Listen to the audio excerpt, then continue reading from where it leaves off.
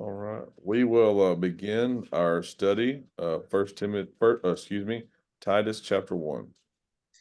ဒီနေ့ကျွန်တော်တို့လေ့လာမှုဆက်သွားမှာဖြစ်ပါတယ်တိတုအခန်းကြီး1ကိုကျွန်တော်စာပြမှာလေ့လာကြမှာဖြစ်ပါတယ်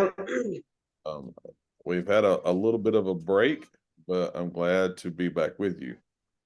ကျွန်တော်တို့ခဏလောက်တော့ဒီကျမ်းစာလေ့လာမှုလဲရပ်လိုက်တယ်ပေါ့နော်ခဏအားလက်ချိန်ယူလိုက်တယ်ဒါပေမဲ့အခုကျွန်တော်တို့ပြန်ဆက်လို့ရတာဖြစ်ပါတယ်ကျေးဇူးတင်ပါတယ် I have enjoyed working through 1st and 2nd Timothy. တိမောသေနှစ်တိမောသေကိုတူတကွလေ့လာခဲ့တာသူတကယ်ဝမ်းသာအားရခဲ့ပါတယ် And now we will begin our study of this short letter. အခုဒီတိတုဩဝါဒစာပေးစာတူတူလေးကိုတူတကွလေ့လာကြမှာဖြစ်ပါတယ် All right, let's begin here in verses 1 through 4. Let's read these together and notice a few thoughts from them. တိတုအခန်းကြီးအခန်းငယ်1ကနေလေးကိုတူတကွဖတ်မယ်ဖတ်ပြေးလို့ရှိရင်အချက်လက်လေးတွေကိုတူတကွစဉ်းစားဆင်ခြင်ကြမယ်မုတ်သားနှင့်ကင်းစင်တော်မူသောဖျားသခင်သည်ရှေးကပ်ကာလမရောက်မီကတိထားတော်မူ၍ငါတို့ကိုကယ်တင်သောအရှင်ဖျားသခင်၏ပြည့်ညတ်တော်အတိုင်းငါ၌အထားသောတရားဟောခြင်းအခွင့်အားဖြင့်တော်လျော်သောအချိန်၌နှုတ်ကပတ်တရားတော်ကိုထင်ရှားစေတော်မူသောအရာနှင့်ဆက်ဆိုင်သောထာဝရအသက်ကိုမျှော်လင့်သည်ဖြစ်၍ဖျားဝတ်၌မွေ့လျော်ခြင်းနှင့်ဆိုင်သောတမန်တရားကိုဝန်ခံခြင်းအလို့ငှာ၎င်းဖျားသခင်ရွေးကောက်တော်မူသောသူတို့၏ယုံကြည်ခြင်းအလို့ငှာ၎င်းဖျားသခင်၏ကျွန်တေးဟုသောယေရှုခရစ်၏တမန်တော်ဖြစ်သောငါပေါလုသည်စစ်ဆန်သောယုံကြည်ခြင်းအဖြစ်ငါသားစစ်ဖြစ်သောတိတုကိုကြားလိုက်ပါ၏ငါတို့ကိုကယ်တင်တော်မူသောအရှင်သခင်ယေရှုခရစ်နှင့်ခမဲတော်ဖျားသခင်အထံတော်ကကျေးဇူးတော်ကရုဏာညီသက်ခြင်းရှိပါစေသော In this text, we see several biblical truths that will be developed in this letter. I'm sorry, brother. Oh, that's okay. In the opening verses, there are biblical truths that will be developed in the letter. ခုအစပိုင်းကိုကျွန်တော်ကြည့်တဲ့အခါမှာတမန်ကျမ်းစာနဲ့ဒီတမန်တရားနဲ့ဆက်ဆိုင်တဲ့အခြေခံတရားများကိုပေါ်ပြတယ်အဲ့ဒီစကားလုံးများကိုနောက်ပိုင်းမှာပို့ပြီးမှရှင်းပြသွားတာတွေ့ရပါတယ် Paul stresses the importance of living by and understanding God's knowledge. အခုပေါလုကပထမဆုံးပြောလဲဆိုလို့ရှိရင်ဖျားသခင်ရဲ့ဒီအလိုတော်ကိုသိနာလဲစွာနဲ့အသက်ရှင်ခြင်းအရေးပါမှုကိုပြောဆိုပါတယ်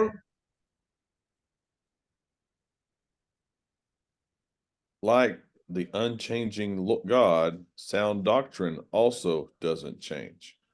ဖျားသခင်ဒီမပြောင်းလဲတဲ့ကဲ့သို့စစ်မှန်သောစင်ကြယ်သောတုန်တင်ခြင်းလည်းပဲပြောင်းလဲခြင်းဆိုတာမရှိပါဘူး Also, he says, God who never lies. We can trust God's truth is, we can trust that God's word is true. နောက်မုတ်သားနဲ့ကင်းစင်သောလို့ပြောဖျားသခင်ဒီလို့ပြောတဲ့အတွက်ကြောင့်မို့လို့ဖျားစကားမှန်ရင်ကျွန်တော်တို့ယုံကြည်ကိုးစားလို့ရတယ် And so we see this has been, he says, manifested at the proper time by preaching. In the first, go ahead.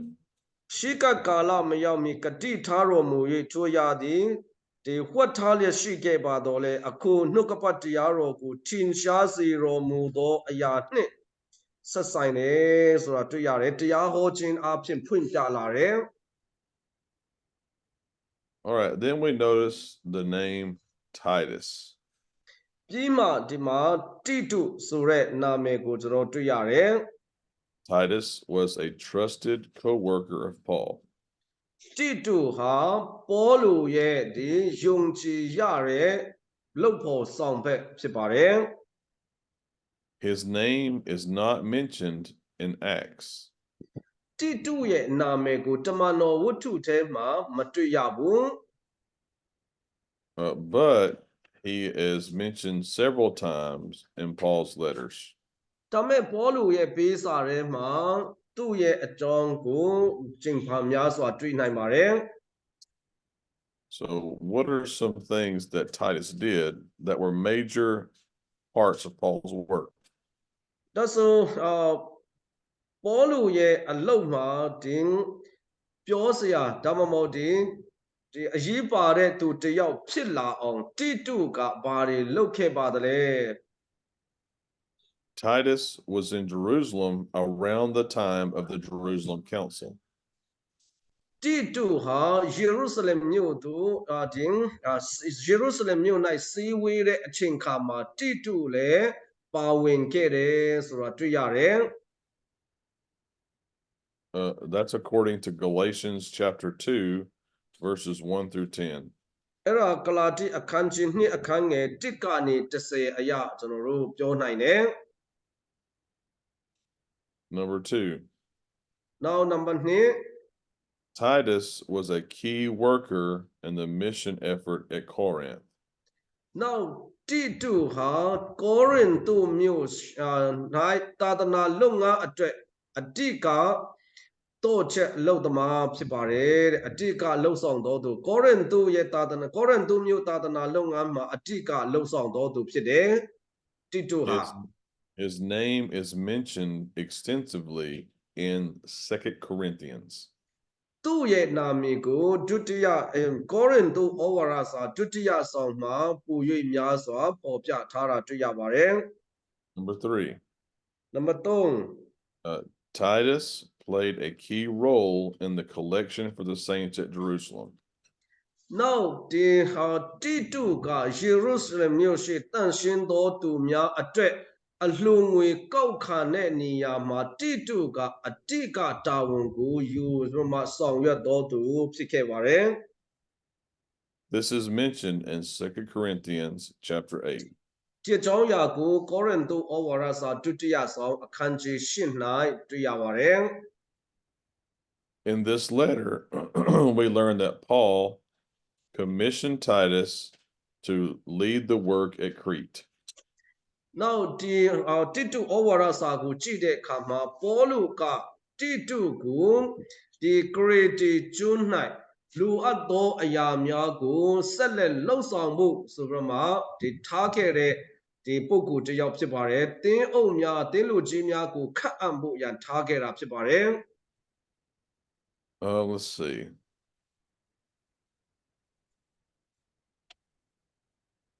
Does the Burmese translation have servant of God there in verses in verse Paul? If you look at Paul describes himself as a servant of God in verse 1.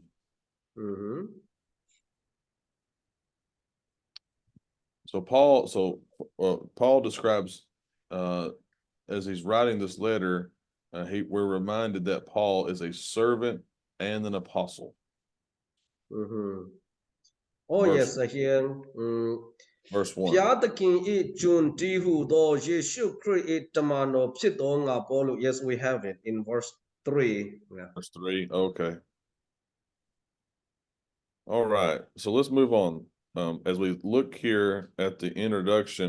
let's notice a couple of phrases in these first 4 verses. ဒီခန်းငယ်1ကနေ4ထဲမှာဏိဒာနအနေနဲ့ကျွန်တော်ဒီစကားလုံးလေးတွေကိုကျွန်တော်ကြည့်သွားရအောင် Notice first, we've noticed, Philip, what I've done is notice who the letter is to and who letter is from, okay? နောက်ပထမဆုံးအနေနဲ့ဒီ space ဟာဘယ်သူကရေးတာလဲဘယ်သူထံသူပို့တဲ့စာလဲဆိုတာကိုကျွန်တော်ကြည့်မယ် Now let's notice some biblical truths in the first 4 verses. စောစောကကျွန်တော်ဘယ်သူကဘယ်သူကိုရေးလိုက်တာလဲဆိုတာကြည့်ပြီးတော့အခုဒီတမန်ကျမ်းစာဆိုင်ရာတမန်တရား ဘာတွေဒီအခန်းငယ်1ကနေ4ထဲမှာတမန်တရားဆိုင်ရာအကြောင်းအရာများကိုကျွန်တော်တို့ကြည့်သွားမှာဖြစ်ပါတယ် It says, "For the sake of the faith of God's elect."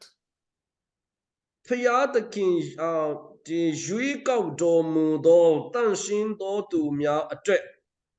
ဆိုပြီးမှတွေ့ရပါတယ် The doctrine of election is given throughout Paul's letters. ပေါလုရဲ့ပေးစာတိုင်းကိုကျွန်တော်ကြည့်တဲ့အခါမှာရွေးကောက်တော်မူခြင်းဆိုတဲ့စကားလုံးတွေများစွာတွေ့ရပါတယ် The elect are those who have obeyed the gospel ဖျားသခင်ရွေးကောက်တော်မူသောသူတို့ဆိုတာ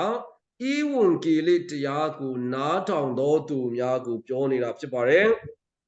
and thereby have become part of his church. အဲ့လိုနဲ့ဒီ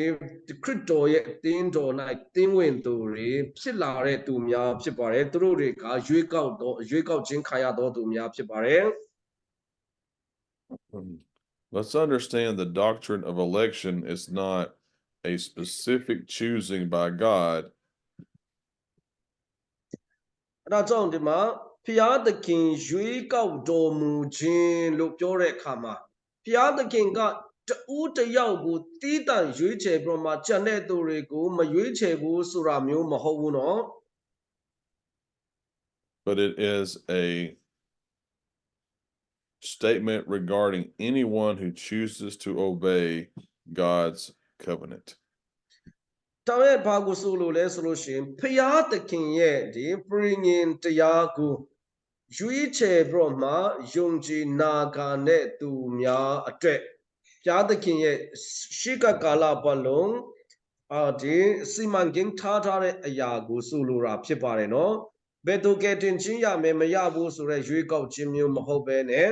ဖျားသခင်ရဲ့သာဝရအကြံစီတော်အထဲ၌ဘယ်လိုအလုတ်လောက်သွားတယ်ဆိုတာကိုကျွန်တော်တို့သိနားလည်ခြင်းဖြစ်ပါတယ် God offers grace and mercy. ဖျားသခင်ကဂျေဇုတော်နဲ့ဂရုဏာတော်ကိုပေးတယ် but demands obedience to his plan of salvation. ဒါမဲ့ဒီလူတွေကတင်ချင်းရဖို့လူဘက်ကယုံကြည်နာခံဖို့လည်းလိုပါသေးတယ် The next statement is knowledge of truth. နောက်ဒုတိယစကားလုံးကတမာတရားကိုသိကျွမ်းခြင်းဖြစ်ပါတယ် The church becomes elect by knowing and obeying the truth. အသင်းတော်ဒီဖျားသခင်ရဲ့ရွေးကောက်တော်မူသောသူဖြစ်လာရတဲ့အကြောင်းရင်းကဒီလူတွေကတမာတရားကိုသိ၍နာခံဖို့ရွေးချယ်ခဲ့လို့ဒါဖျားသခင်ရွေးကောက်တော်မူသောသူများဖြစ်လာနိုင်ပါတယ် This is more than putting information in your head. ကိုယ့်ရဲ့စိတ်ထဲမှာအကြောင်းအရာကိုဒီလိုပြောပြလိုက်ယုံနဲ့အဲ့ဒါကိုပြောတာမဟုတ်ဘူး It is being committed to truth. ဒါမဲ့တမန်တရားကကျွန်တော်တို့စိတ်နှလုံးကိုဒီနေရာယူပြီးမှကျွန်တော်ကိုမောင်းနှင်လာစေခြင်းဖြစ်ပါတယ် Obeying truth တမန်တရားကိုနာခံခြင်းဖြစ်တယ် and being willing to defend truth. နောက်တမန်တရားဘက်၌ခုခံကာကွယ်လူသောစိတ်ရှိဖို့ရန်ဖြစ်ပါတယ် That last point is important နောက်ဆုံးအချက်လေးကအရေးကြီးတယ်နော် because at Crete, truth was being compromised. ဘာကြောင့်လဲဆိုလို့ရှိရင်ဂရေတီကျွန်းမှာတမန်တရားနဲ့တခြားသောတုန်တင်ခြင်းတွေနဲ့ညှိယူပြီးမှအပေးအယူရှိရှိသူတို့နေထိုင်နေတဲ့သူတွေဖြစ်ပါတယ်ဒါလည်းမှန်တယ်ဆိုမှယောနောသွားနေကြတဲ့သူတွေထဲမှာတမန်တရားကိုတမန်တရားနဲ့လက်ခံဖို့ဆိုတာအင်မတန်မှအရေးကြီးပါတယ် The Christian is strong or weak. ခရိယာနေဆိုခရိယာတွေဟာအာကြီးသောခရိယာနဲ့အားနည်းသောခရိယာနေဆိုမှရှိပါတယ် depending on how closely he has cultivated a knowledge of God. နောက်ဒီမှာလူတယောက်ဒီအားကြီးတယ်အားနည်းတယ်ဆိုတာဘယ်ပေါ်မှာမူတည်လဲဆိုလို့ရှိရင်သူ့အနေနဲ့ဖျားစကားကိုပူ၍တိကျွမ်းခြင်းကဆက်လက်ရှာဖွေတဲ့သူနဲ့ဆက်လက်မရှာဖွေတဲ့သူကဒီအားနည်းသောသူနဲ့အားကြီးသောသူဖြစ်လာပါတယ် God demands a disciplined study of His truth. ဖျားသခင်ကသူ့ရဲ့တမန်တရားကိုလေ့လာတဲ့အခါမှာစီကံကြလေ့လာစေလိုပါတယ်တဲ့ All right. Notice another phrase which accords with godliness. နောက်စကလုံးတစ်လုံးကဘာလဲဆိုလို့ရှိရင်ဖျားသခင်ရဲ့အလိုတော်နဲ့အညီဆိုတာ Truth produces godly living. တမန်တရားကဖျားသခင်ရဲ့အလိုတော်တိုင်းအသက်ရှင်ခြင်းကိုဖြစ်ပေါ်လာစေပါတယ် Truth is active according to Hebrews chapter 4 and verse 12. ဟိပြဲခန်းကြီးလေးအခန်းငယ်12အရာယုံကြည်ခြင်းဆိုတာလှုပ်ရှားနေတဲ့တက်ကြွနေတာဖြစ်ပါတယ် And therefore it does something in our lives. အဲ့ဒါကြောင့်ဖျားစကားဟာအသက်ရှင်သောကြောင့်ကျွန်တော်အသက်တာ၌တခုခုကိုလှုပ်ဆောင်နိုင်တယ်ဖျားဝတ်၌မွေလျော်ခြင်းနဲ့ဆိုင်သောတမန်တရားကိုဝန်ခံခြင်းလို့ပြောပါတယ် Philip, I'm gonna highlight. If you want to highlight this sentence right here, let me highlight it and let you translate it.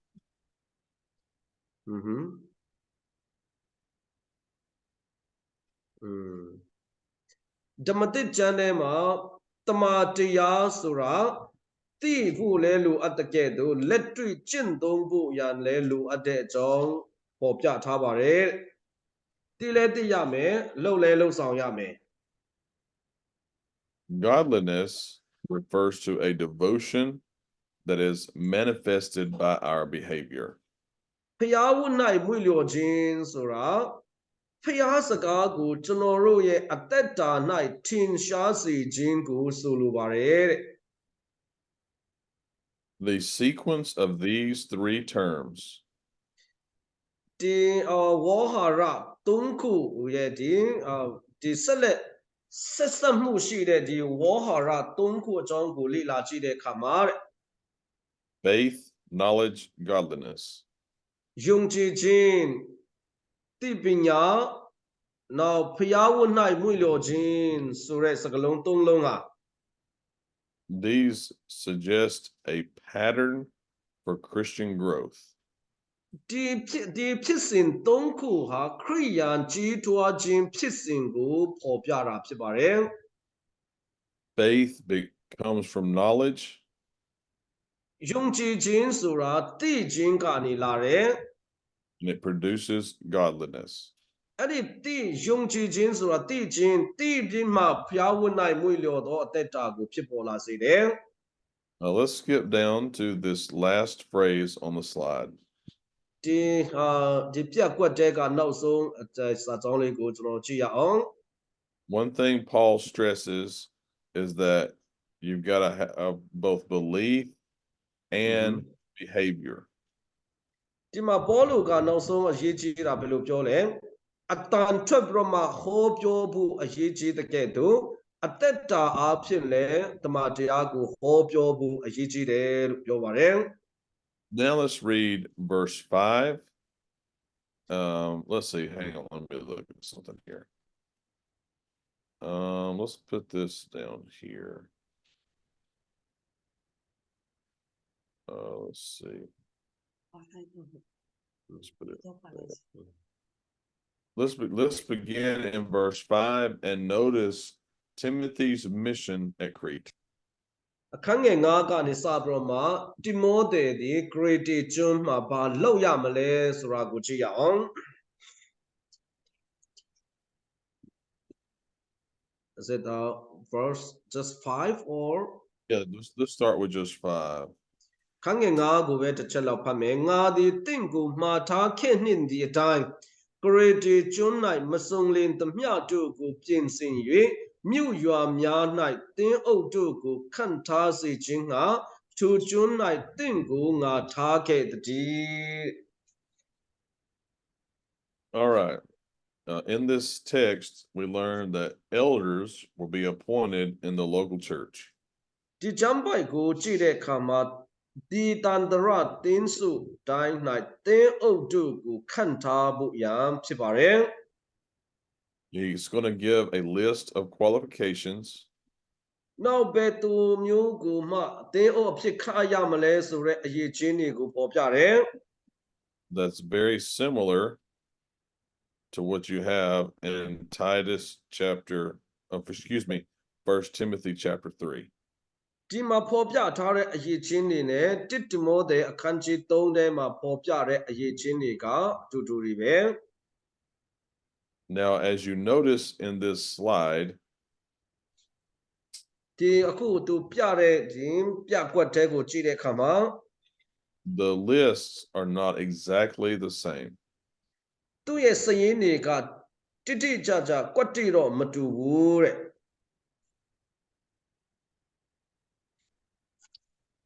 And you can see the differences between the two. ဒီမှာတိတုရဲ့ဖော်ပြချက်နဲ့တိမောသေရဲ့ဖော်ပြချက်ရဲ့ခြားနာချက်တွေကိုကျွန်တော်တို့ဒီမှာကြည့်နိုင်ပါတယ် Timothy stresses, what's how I want to see this, to abstain from money and not be a recent convert. တိမောသေကကြတော့ဒီငွေကိုတတ်မဲ့တော်သူမဖြစ်ရနောက်ယုံဘာသာဝင်လူသစ်မဖြစ်ရလို့ပြောပါတယ် Titus stresses his ability to correct false doctrine. နောက်တိတုကကြတော့ဘယ်လိုပြောလဲဆိုလို့ရှိရင်သူ့ရဲ့ဒီမှားယွင်းသောတုန်တင်ခြင်းများကိုတားဆီးနိုင်တဲ့သူ့ရဲ့အရေးချင်းကိုပြောပါတယ် Both, in the church today, these lists should be used together. အဲ့ဒါကြောင့်ဘယ်သူဘယ်ဝါဟာတင်းအုပ်အဖြစ်နဲ့ဒီအစီခံနိုင်မလဲဆိုတာကိုသိချင်ရင်တိမောသေခန်းကြီး3နဲ့တိတုအခန်းကြီး1ကိုပေါင်းပြီးတော့မှကြည့်ဖို့လိုပါတယ် These help us see what an elder is supposed to be. ဒီကျမ်းပိုက်တွေကိုကြည့်တဲ့အခါမှာတင်းအုပ်တွေကဘာလုပ်ရမလဲဆိုတာကိုကျွန်တော်တွေ့နိုင်ပါတယ် So with that in mind, let's read Titus chapter 1. Let's read verses 6 through 9. အခုဒီမှာတိတုအခန်းကြီး1အခန်းငယ်6ကနေ9အထိကိုကျွန်တော်တို့ဖတ်လိုက်မယ်6ကနေ9အပြစ်တင်ခွင့်နှင့်ကင်းလွတ်တော်သူမယားတယောက်တည်းရှိတော်သူจิตလင်၎င်းသူ၏သားသမီးတို့သည်ကာမဂုဏ်၌လွန်ကျူးသည်ဟုအပြစ်တင်ခြင်းနားမထောင်ခြင်းနှင့်လွတ်၍ယုံကြည်လင်၎င်းကျူတုတော်သူကိုခန့်ထားအပ်၏ကြောင့်မူကားတင်းအုပ်သည်ဖျားသခင်၏ဘာနာဆိုးကဲ့သို့အပြစ်တင်ခွင့်နှင့်ကင်းလွတ်တော်သူဖြစ်ရမည်ကိုအလိုတို့လိုက်တတ်တော်သူစိတ်တူတော်သူစပြည့်ရည်နှင့်ပျော်မွေ့တော်သူသူတစ်ပါးကိုရိုက်ပုတ်တော်သူမစင်ကြယ်သောစေးပွားကိုတတ်မဲ့တော်သူမဖြစ်ရပဲ All right. So you see in this text, his focus is to be able to correct those who are in false doctrine. ခုဒီကျမ်းပိုက်ကိုဖတ်ကြည့်တဲ့အခါမှာအတိကရည်ရွယ်ချက်ကပါလေတင်းအုပ်တို့ရဲ့တာဝန်ကမှားယွင်းသောတုန်တင်ခြင်းများဝင်လာရင်တားဆီးနိုင်ဖို့အတွက်ပဲဖြစ်ပါတယ် His knowledge of truth is both in belief and behavior. ဒီမှာကျွန်တော်တို့ဒီတိတုအဖြစ်ပေါ်ပြဒီတင်းအုပ်တို့၌ရှိအပ်တဲ့အရေးချင်းများတွေကိုကျွန်တော်ကြည့်တဲ့အခါမှာဒီဖြစ်ရမယ့်အရာတွေနဲ့မဖြစ်ရမယ့်အရာတွေကိုတွဲပြီးမှပေါ်ပြထားပါတယ် So not only does Titus give the qualifications, he gives the mission. တိတုကရည်ချင်းတွေကိုသာပေါ်ပြတာမဟုတ်ဘဲနဲ့သူတို့ရဲ့လုပ်ငန်းကဘာလုပ်ရမလဲဆိုတာကိုလည်းပေါ်ပြပါတယ် Notice he says in verse 9. Notice that he said, go ahead. အခန်းငယ်9မှာစင်ကြယ်သောဩဝါဒအဖြစ်တိုက်တွန်းသွေးဆောင်ခြင်းငှာ၎င်းငင်းကုန်သောသူတို့၏စကားကိုချီခြင်းငှာ၎င်းတတ်နိုင်မည်အကြောင်းကိုယ်တိုင်တင်ပြီးသောတစ္ဆာစကားတော်ကိုအမြဲဆွဲလန်းသောသူဖြစ်ရမည် He must be faithful to the word of God as it's properly taught. သူသည်မှန်ကန်စွာတွင်တင်ခြင်းခံရထားတဲ့ကဲ့သို့ဒီမှန်ကန်စွာရပ်တည်နေဖို့ရအားပေးတိုက်တွန်းခြင်းခံရပါတယ် It means literally according to the teaching. အဲ့ဒါဘာလို့ဆိုလို့လဲဒီတွင်တင်ခြင်းအတိုင်းလို့အတိတ်ပဲရှိရမှာဒီဖျားတွင်တင်တဲ့အတိုင်းဖြစ်ရမယ် He had a standard of teaching to uphold. ပေါလုကဒီမှာဒီတိတုကသူဆွဲကင်ထားရမယ့်တွင်တင်ခြင်းတခုရှိတယ် Next, he must be willing to give instruction. ဒုတိယအချက်အနေနဲ့သူဒီသူတစ်ပါးကိုတင်ပေးရမယ်နောက်ပြီးတော့မှဒီလမ်းညွှန်ပေးရမယ် The word give instruction here comes from a word that means encourage. ခုဒီမှာဒီဆုံးမအားပေးတိုက်တွန်းရမယ်ဆုံးမရမယ်လို့ဘာသာပြန်တဲ့အရာကိုအဓိကကြည့်မယ်ဆိုလို့ရှိရင်တမန်တရားအတိုင်းလိုက်နာဖို့ရအားပေးခြင်းဖြစ်ပါတယ် It can also mean to exhort. နောက်ချီးမြှောက်ခြင်းဆိုတဲ့အတိတ်ပဲမျိုးလည်းရနိုင်ပါတယ် The truth of the gospel edifies the church. ဒီတမန်တရားကသာလေအသင်းတော်ကိုတန့်ရှင်းစေခဲ့တာဖြစ်ပါတယ် It is sound doctrine. ဘာကတန့်ရှင်းစေလဲစင်ကြယ်သောဩဝါဒစာကသာလင်တန့်ရှင်းစေတာဖြစ်ပါတယ် The word sound refers to something that is healthy physically. အင်္ဂလိပ်လို song ဆိုတာကကျွန်တော်တို့ကိုယ်ခန္ဓာကိုယ်ဝိညာဉ်ရေးပါကျမ်းမာစေမဲ့အရာတစ်ခုကိုပြောတာဖြစ်ပါတယ် It is healthy in that it develops a faith that is pleasing to God. သူ့ရဲ့ယုံကြည်ခြင်းကနေကြီးထွားလာပြီးတော့မှဘုရားသခင်စိတ်တော်နဲ့တွေ့လာခြင်းဖြစ်ပါတယ် Christian teaching ခရိယာန်တွေရဲ့တွင်တင်ခြင်းဟာ is characterized as reasonable. သူ့ရဲ့တွင်တင်ခြင်းကအသက်တာ၌ထင်ရှားစေမှသာလျှင်တင်ကျူးကျောင်းဆက်နွယ်မှုမှန်ကန်တယ်လို့ပြောရမှာဖြစ်ပါတယ် And this is in contrast with the false teachers. တမန်တရားအတိုင်းတွင်တင်ခြင်းအသက်ရှင်ခြင်းနဲ့မှားယွင်းသောတွင်တင်ခြင်းကိုလက်ခံပြီးမှအသက်ရှင်ခြင်းဆိုတာစန့်ကျင်ဘက်ဖြစ်ပါတယ် Another thing an elder must do တေးအုပ်များကမလုပ်ရမယ့်အရာ they must rebuke those who are in opposition to the truth. တမန်တရားကိုစန့်ကျင်သောသူများရှိခဲ့လျင်ထိုသူကိုသူတို့တတိပေးရမယ်တဲ့ So here you see both qualifications and mission of an elder at Crete.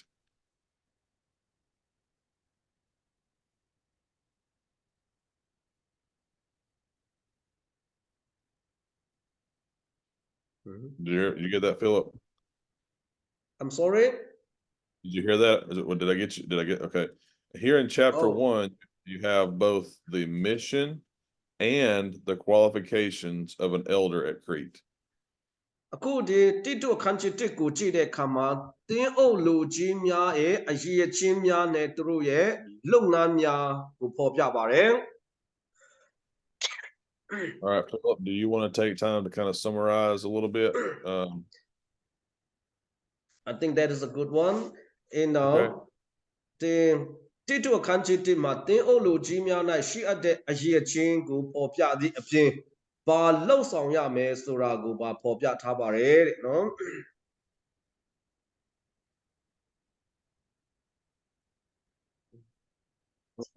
All right.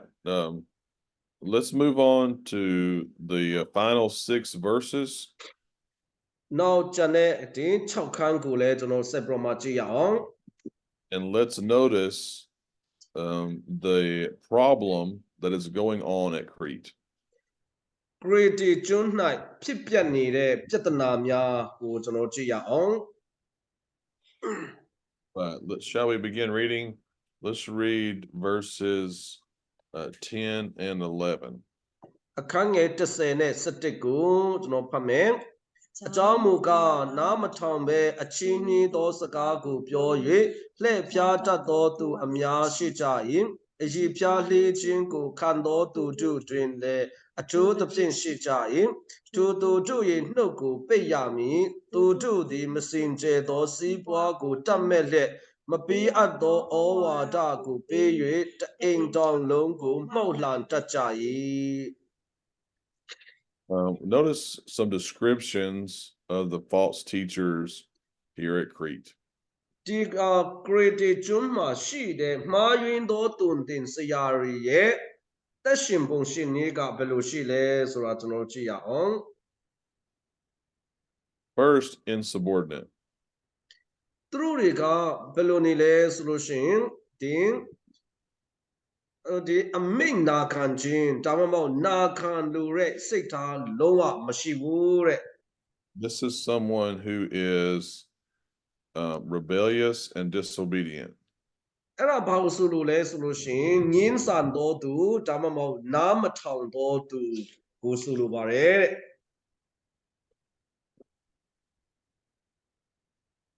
This suggests the false doctrine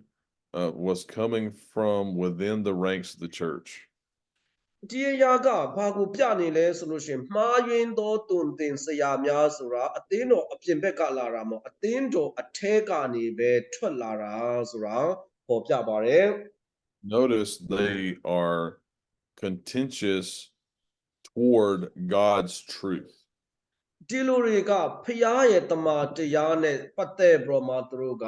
ဒီမချီမနှက်ဖြစ်ကြတယ်ရန်တွေ့လို့တယ်ပေါ့နော် Notice how this contrasts that with the elders mentioned in the previous verses. အခုဒီမှာမှားယွင်းသောတုန်တင်ဆရာများရဲ့အသက်ရှင်ပုံရှင်နည်းဟာတင်းအုပ်လူကြီးများ၌ရှိရတဲ့အရေးကြီးများနဲ့ဘယ်လောက်ဆန့်ကျင်ပဲဖြစ်သွားတယ်လဲဆိုတာ The character of the false teachers matches their misunderstanding of biblical truth. ဒီမှားယွင်းသောတုန်တင်ဆရာတွေရဲ့အသက်ရှင်ပုံရှင်နည်းကဘယ်ကပေါ်ထွက်လာလဲဆိုလို့ရှင်တမန်တရားကိုတေချာမသိခြင်းကြောင့်ဖြစ်ပါတယ် Remember those three things: faith, knowledge, godliness. ဒီတိတောခန်းချစ်တစ်မှာစကလုံးသုံးလုံးမှတ်ထားရမယ်ယုံကြည်ခြင်းသိခြင်းနဲ့ဘုရားဝတ်၌မွေလျော်ခြင်းဆိုတဲ့စကလုံးသုံးလုံး These three things are not characterized of the false teachers. ဒီစကလုံးသုံးလုံးကိုကြည့်တဲ့အခါမှာမှားယွင်းသောတုန်တင်ခြင်းကိုတုန်တင်တဲ့သူတွေရဲ့တက်တာမှာဒီသုံးခုလုံးဝမတွေ့ရဘူးတဲ့ Next, he refers to them as does the Burmese have like empty talkers? I'm not sure what your translation has. What does it say? Vain talks. Vain talker, empty, someone who speaks trivial things. ဒီမှာနားမထောင်တဲ့သူနောက်ပြီးတော့အချင်းနှီးသောစကားကိုပြောတတ်ကြတယ်တဲ့အတိတ်ပဲမရှိတဲ့စကားတွေ They are deceptive. နောက်လှည့်ဖျားတတ်သောသူများဖြစ်ကြတယ် This refers to someone who leads people away from truth. ဒီမှာဒီဟာလှည့်ဖျားတယ်ဆိုတာသူတို့ကလူတယောက်ကိုတမန်တရားလမ်းကနေပြီးတော့မှလမ်းလွဲသွားအောင်ကိုလမ်းပြတဲ့သူတွေဖြစ်ပါတယ် We also know that they were Jewish. They are of the circumcision party.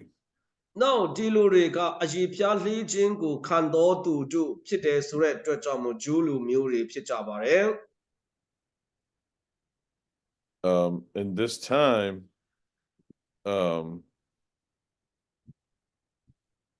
Titus is qualified because it's not the first time he's dealt with Judaizing teachers. ဒီပြဿနာဒီမှားယွင်းသောတုန်တင်ဆရာများကိုရင်ဆိုင်ဖြည့်ရှင်းဖို့ရအတွက်တိတုဟာအခုမှပထမဆုံးအချိန်ကြုံတွေ့ဖို့တာမဟုတ်ဘူး။ဘာကြောင့်လဲတိတုကဟိုယေရုရှလင်အစည်းအဝေးတုန်းကတည်းကကြုံတွေ့ခဲ့ဘူးပြည်သားဖြစ်ပါတယ်အတွေ့အကြုံရှိခဲ့ပြည်သားဖြစ်ပါတယ်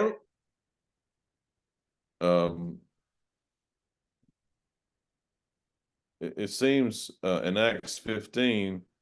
so I believe Galatians was written just before the Jerusalem Council. So like Mm-hmm. Titus is, Miss, I'm gonna explain to you. Titus is kind of like a test case. He's kind of saying, look, here's this man who's working who has not been circumcised. Does that make Mm-hmm. does that make sense? Oh Timothy, yeah. was circumcised, but Titus was not. So Mm-hmm. so he was proof that you didn't need to be circumcised to be saved. Okay. So he's probably at the Jerusalem Council, so he's qualified to handle the situation there at Crete. Does that make sense? Yeah, huh? ဒါနဲ့ So would အခု you ကိုရင်ဒီ Crete ကျွန်းမှာရှိတဲ့မှားယွင်းသောတုန်တင်ခြင်းကိုတုန်တင်တဲ့သူကဂျူးလူမျိုးတွေအရေးပြလှိတဲ့သူတွေဖြစ်တယ်ဆိုတော့ပေါလုကဒီတိတုကိုကြတော့အရေးပြမလှိခိုင်းဘူးတိမောသေကိုလှိခိုင်းတယ်ဒါနဲ့ဒီတိတုကယေရုရှလင်အစည်းအဝေးမှာလဲသူရှိနေတဲ့အတွက်ကြောင့်မလို့သူကယ်တင်ခြင်းရဖို့အရေးပြလှိစရာမလိုဘူးဆိုတာသူကိုယ်တိုင်အသက်တာရဲ့တက်တည်ဖြစ်နေပြေးမှာအခုကယ်တင်ခြင်းရဖို့အရေးပြလေးဖို့လိုတယ်လို့ပြောဆိုနေတဲ့ဒီတိဂရတီကျွန်း၌မှားယွင်းသောဆရာတွေကိုရင်ဆိုင်ဖို့ဆွေးနွေးဖို့ရန်တိတုကသူဒီအတွေ့အကြုံရှိပြီးသားလူတစ်ယောက်ဖြစ်ပါတယ် all right. So let's continue on in our study to see what they must do with the false teachers. ဒါဆိုဒီမှားယွင်းသောတုန်တင်ဆရာများကိုဘယ်လိုလုပ်ရမလဲ Let's look at verse 11. They အခန်းငယ် must be go ahead. အခန်းငယ်7မှာဘာလုပ်ရမှာလို့ပြောလဲသူသူတုဤနှုတ်ကိုပိတ်ရမည်တဲ့ They must be silenced because they were upsetting the faith of whole families. သူတို့နှုတ်ကိုပိတ်ရမယ်တဲ့သူတို့ရဲ့မစင်ကြယ်သောစီးပွားတတ်မဲ့လျက်မပေးအပ်သောဩဝါဒကိုပေး၍တအိမ်တောင်လုံးကိုမှုတ်လှန်တတ်ကြ၏ It seems like they were being supported financially by these families. ဘယ်လိုကြောင့်လဲဆိုလို့ရှိရင်သူတို့ကိုဒီမိသားစုတွေကသူတို့ကိုထောက်ပံ့နေတဲ့သူတွေဖြစ်နိုင်တယ်တဲ့ဒီမိသားစုတွေချမ်းသာတဲ့မိသားစုတွေလည်းဖြစ်ကောင်းဖြစ်မှာပေါ့နော် Notice it says they shouldn't be motivated by shameful gain. သူတို့တွေကမစင်ကြယ်သောစီးပွားကိုတတ်မဲ့သောစိတ်နဲ့ဒီအလုပ်ကိုမလုပ်ရဘူးလို့ပြောပါတယ် In the first century, it was not uncommon for teachers to be supported by their hearers. ပထမရာစုတုန်းကတရားဟောဆရာတွေဟာသူတို့တရားဟောခြင်းကိုကြားနာသောသူတို့ရဲ့ထောက်ပံ့ခြင်းကိုရဖို့လက်ခံတယ်ဆိုတာထူးဆန်းတာမဟုတ်ဘူးတဲ့မဖြစ်ဘူးတဲ့အရာမဟုတ်ဘူးတဲ့ So Paul rebukes them because their motivation is not in keeping with sound doctrine. ဒါမဲ့ဒီမှာပေါလုကဒီမှားယွင်းသောတုန်တင်ဆရာတွေကိုဘာကြောင့်ဆုံးမလဲသူတို့အနေနဲ့ဒီငွေကိုစီးပွားကိုတတ်မဲ့သောစိတ်နဲ့သူတို့မပေးအပ်တဲ့ဩဝါဒမျိုးတွေကိုပေးလိုက်ပြီးတော့မှလောက်စာဟောတရားဟောတဲ့သူတွေဖြစ်တဲ့အတွက်သူတို့ကိုပေါလုကဆုံးမတုန်တင်ခဲ့ရတာဖြစ်ပါတယ် Now let's read verses 12 and 13. ခုအခန်းငယ်7နဲ့13ကိုဖတ်မယ်သူတို့အပါအဝင်အမျိုးသားချင်းပရောဖက်ဆရာတယောက်ကကရက်သားမြဲမုတ်သားဆွဲလန်းသားရဲချမ်းကျုပ်စာချိုတုတ်တုတ်လိုရုပ်ပေဟုဆက်ဆိုတည်း So who is this prophet speaking of the people from Crete? ဒါဆို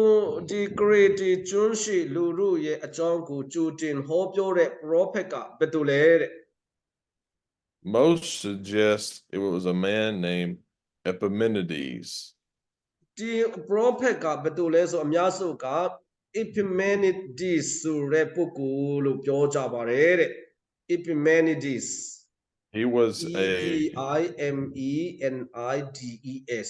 Epimenides Epimenides. Epimenides. He was a revered poet that lived in the 7th century BC. ဒီလိုက BC 9 ခု BC 9 ခုနှစ်တုန်းကအသက်ရှင်ခဲ့တဲ့ကဗျာဆရာကြီးဖြစ်ပါတယ်တဲ့ So it became part of their reputation. သူတို့ကဒီကဗျာကိုရေးသားပြီးမှသူတို့နာမည်ကြီးသွားခဲ့တာဖြစ်ပါတယ် In the 3rd century BC, ဒါနဲ့ BC 300 စုရောက်လာတဲ့အခါမှာ another poet wrote this. နောက်ဘာလဲကဗျာတစ်ခုထပ်ပြီးမှထွက်ပေါ်လာပါတယ်တဲ့ Cretans are always liars. ဒီ Crete ကျွန်းသားတွေကအမြဲတမ်းပဲလိမ်ညာတဲ့သူတွေဖြစ်တယ်တဲ့ So these people had a reputation for immorality. ဒါနဲ့ဒီ Crete ကျွန်းသားတွေကဒီ Epimanes ဒီဆိုတဲ့သူတွေရဲ့တခြားသောသူဒီကဗျာကိုဆက်ဆိုတဲ့သူတွေရဲ့ဆက်ဆိုချက်အရာ Crete ကျွန်းသားတွေကဒီကိုကျင့်တရားမကောင်းတဲ့သူများအဖြစ်နဲ့နာမည်ကျော်ကြားခဲ့တဲ့သူတွေဖြစ်ပါတယ် So Paul here says the Epimenides calls them lazy gluttons. ဒါနဲ့ဒီ Epimenides တွေကိုဒီ lazy glutton ဆိုတာ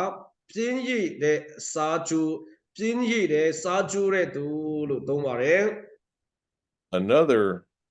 ancient writer said this. Philip Fuse going to translate that right there. Okay, now ဒီရှိရုံကကျန်ဒီစာပေကိုရေးသားတဲ့သူ Polybius ဆိုတဲ့သူကဘယ်လိုရေးလဲဆိုလို့ရှင်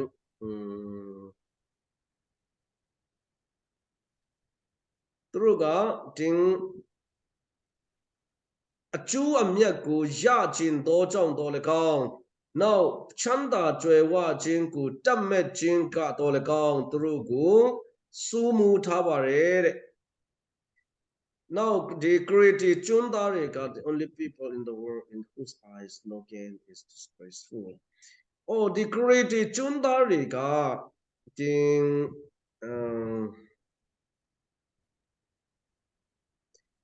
no only people in the world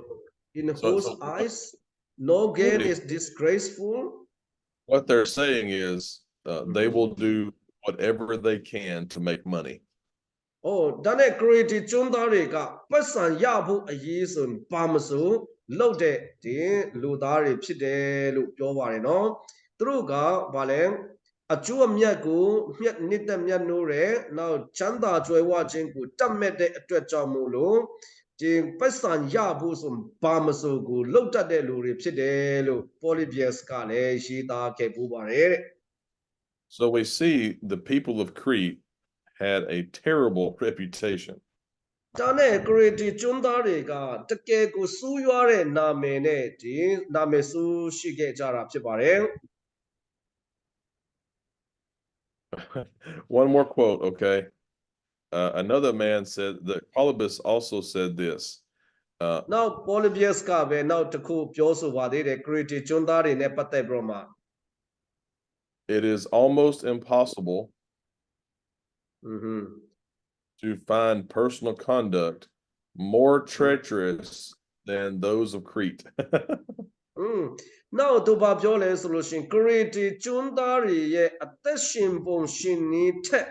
ပူ၍စူးရွားတဲ့ဒီတက်တာဆိုတာမရှိနိုင်တော့ဘူးလို့တောင်ပြောတယ် So these false teachers, now let's look at the motivation. Why were they to be rebuked? Let's look at verse 13. ဒါနဲ့ဒီလူတွေကိုဘာကြောင့်ဒီဆုံးမဖို့လိုအပ်ပါတယ်လဲဆိုလို့ရှင်ခန်းငယ်73မှာဤတက်တီမှထုကြောင့်သူတို့သည်ယူဒဒန္တာယေစကားကို၎င်းတမန်တရားကိုစွန့်သောလူတို့၏ပြည့်ညတ်တို့ကို၎င်းအမှုမထားဘဲယုံကြည်ခြင်းအမှု၌စင်ကြယ်စေခြင်းငါသူတို့ကိုကြက်တေးစွာဆုံးမဖြစ်တင်လော့ Their goal was that they may be sound in the faith. ဘာကြောင့်ဆုံးမရမလဲဆိုလို့ရှိရင်ယုံကြည်ခြင်း၌သူတို့စင်ကြယ်သောယုံကြည်ခြင်း၌ ယုံကြည်ခြင်းအမှု၌စင်ကြယ်ခြင်းရှိစေဖို့ရန်ကြက်တေးစွာဆုံးမရမယ်လို့ပြောပါတယ် Paul wants the false teachers to come to a clear understand of Christian doctrine. ဒီမှာပေါလုကဒီမှားယွင်းသောတုန်တင်စရာတွေကိုဘာလို့ရှိလဲစစ်မှန်တဲ့တမန်တရားကိုသိနာလေစေခြင်း ਨੇ So it's correction and restoration. ဒါပြုတ်ပြင်ခြင်းနဲ့ငကူအခြေအနေတို့ပြန်လဲရောက်ရှိစေခြင်းဖြစ်ပါတယ် So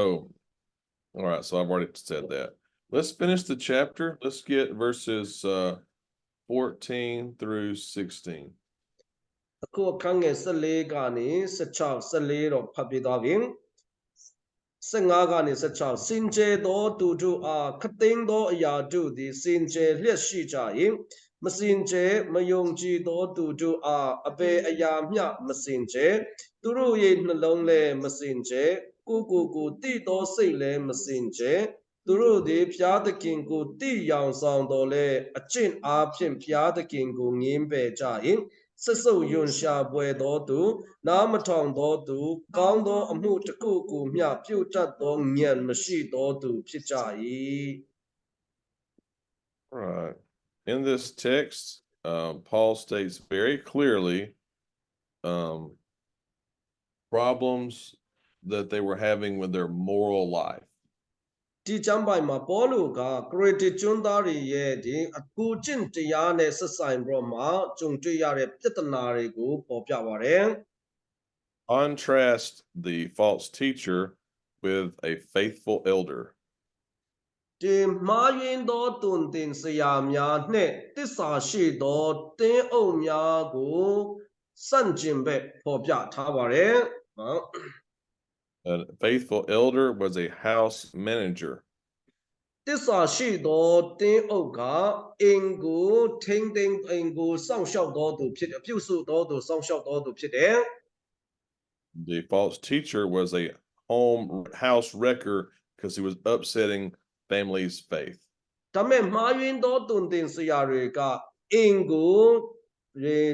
မှုတ်လှန်စေတော်သူများဖြစ်ကြပါတယ် The elder was blameless. တင်းအုပ်တွေကအပြစ်တင်ခြင်းနဲ့ကင်းလွတ်တယ် A false teacher had a defiled conscience and works. မှားယွင်းသောတုန်တင်စရာတွေကြတော့သူတို့ရဲ့ဩတပစိတ်ကိုယ်တော်လည်းကောင်းသူတို့ရဲ့အလောက်ကိုယ်တော်လည်းကောင်းညှဉ်းညူးစေကြပါတယ် A faithful elder did not pursue dishonest gain. တစ္ဆာရှိသောတင်းအုပ်က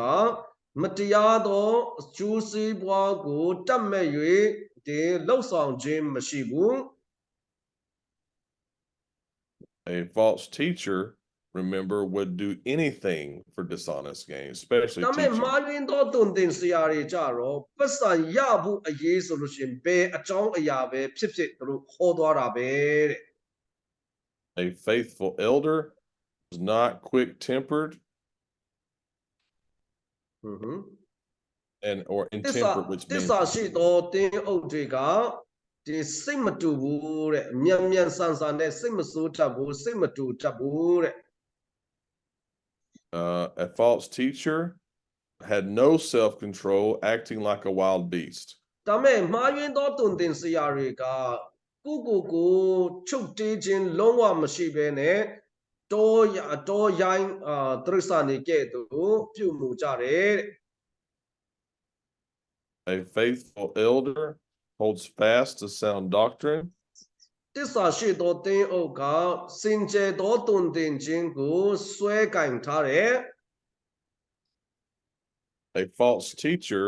embraced lies, deception, and error. ဒါပေမဲ့မှားယွင်းသောတုန်တင်စရာတွေကြတော့လိမ်ညာတယ်လှည့်ဖြားတယ်နောက်ပြီးတော့မှားယွင်းသောတုန်တင်ခြင်းကိုပဲဆွဲကင်ထားကြပါတယ် Note especially 16 their hypocrisy. နောက်သူတို့ရဲ့ဟန်ဆောင်မှုတွေကိုလည်းကျွန်တော်တို့မြင်တွေ့နိုင်ပါတယ် They profess to know God, but their works deny him. သူတို့ကဖျားကိုသိတယ်လို့နှုတ်နဲ့ပြောကြပေမဲ့သူတို့ရဲ့လှုပ်ဆောင်မှုကငင်းပယ်ပါတယ်တဲ့ All right, let's talk about some application. ဒါဆိုဒီတစ်တို့အခန်းကြီးတစ်အပြင်ကျွန်တော်တို့ရတဲ့သင်ခန်းစာလက်တွေ့ကျင့်သုံးရမယ့်သင်ခန်းစာများကိုကျွန်တော်ရှာကြည့်ရအောင် God has called us to be faithful, not successful. ဖျားသခင်ကကျွန်တော်တို့ကိုခေါ်တာဘာအတွက်လဲအောင်မြင်ဖို့အတွက်မဟုတ်ဘဲနဲ့တစ္ဆာရှိဖို့အတွက်ပဲခေါ်ထားတာဖြစ်ပါတယ်တဲ့ Remember, Noah preached for 120 years. ပေါလုအဒီနောဤကနှစ်ပေါင်း120လောက်တရားဟောခဲ့ပါတယ် And the only people that listened was his family. ဒါမဲ့သူ့ဟောပြောခြင်းကိုနားထောင်တဲ့သူဟာသူ့မိသားစုဝင်နေပဲ Number 2, နံပါတ်2 our evangelistic efforts must focus on 3 aspects. ကျွန်တော်တို့ရဲ့သာသနာလုပ်ငန်းလှုပ်ဆောင်ခြင်းဒီအရာ3ခုကိုဒီဟာပြတ်မှတ်ထားနေရမယ်တဲ့ Faith, knowledge, godliness.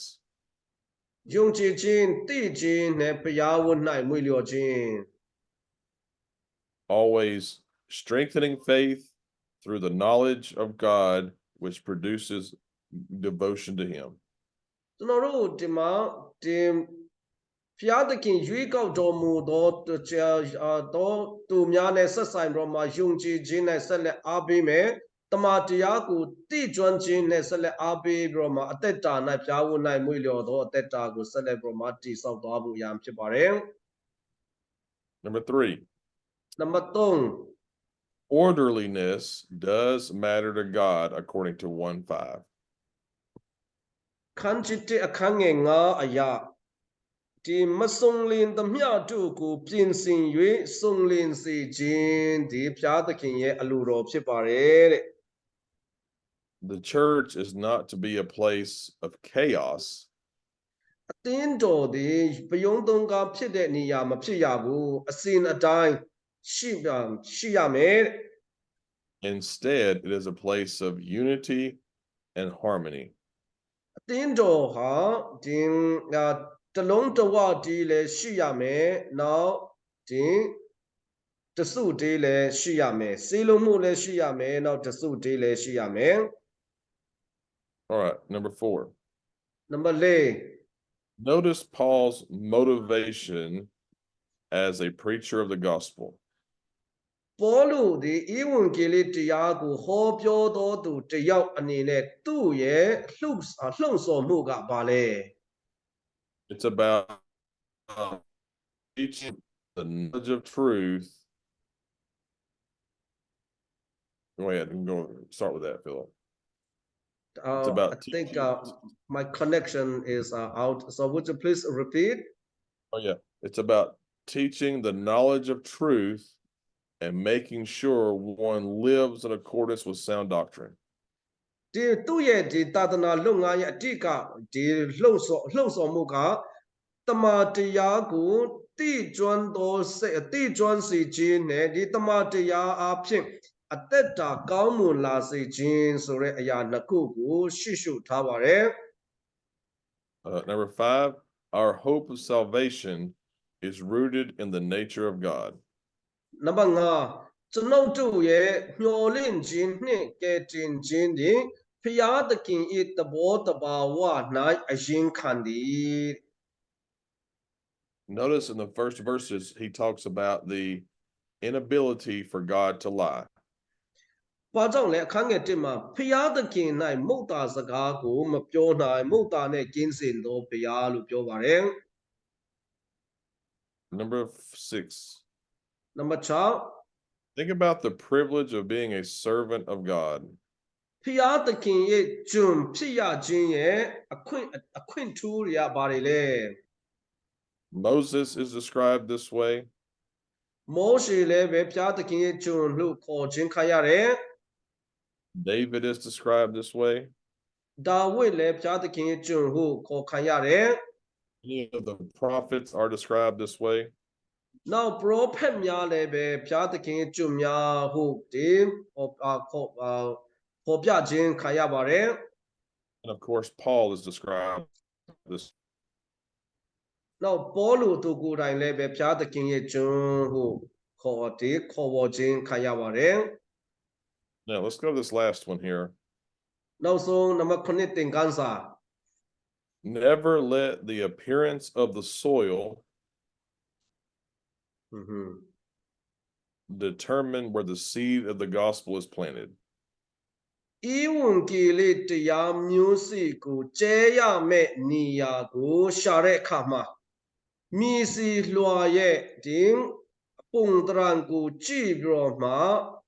ဒီမဆုံးဖြတ်ကြပါစို့နဲ့တဲ့ဒီမျိုးစေ့ကိုမကျဲသေးပဲနဲ့ပုံတရံကိုကြည့်ပြီးတော့မှဒီမှာကျဲတဲ့နဲ့ဟိုမှာမကျဲတဲ့ဘူးလို့မဆုံးဖြတ်ကြပါစို့နဲ့တဲ့ Think about this in light of the statements made about the reputation of the people of Crete. ဘာကြောင့်လဲဆိုလို့ရှိရင်ဒီခရစ်တီလူမြို့သားတွေရဲ့အသက်တာကိုပေါ်ပြခြင်းကိုကြည့်တဲ့အခါမှာဒီလူတွေပေါ်မှာဧဝံဂေလိတရားဟောဖို့မသင့်တော်ဘူးလို့မဆုံးဖြတ်တဲ့အကြောင်းဒီနေ့တကယ်ဆိုးရွားတဲ့သူများပေါ်မှာဧဝံဂေလိမဟောသင့်ဘူးလို့ဆုံးဖြတ်ဖို့မဟုတ်တဲ့အကြောင်းကိုဆိုလိုတာဖြစ်ပါတယ် I know I would have been hesitant to go preach the gospel at Crete.